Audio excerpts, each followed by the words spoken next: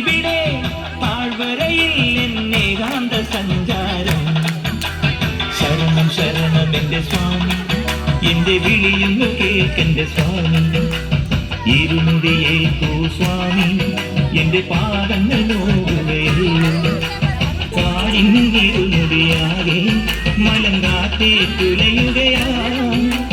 കാട്ടാനകളുടെ മേട്ടിൽ കരിമ്പുലിയുടെ മൂളൽ കേട്ടു. തുണയിവിട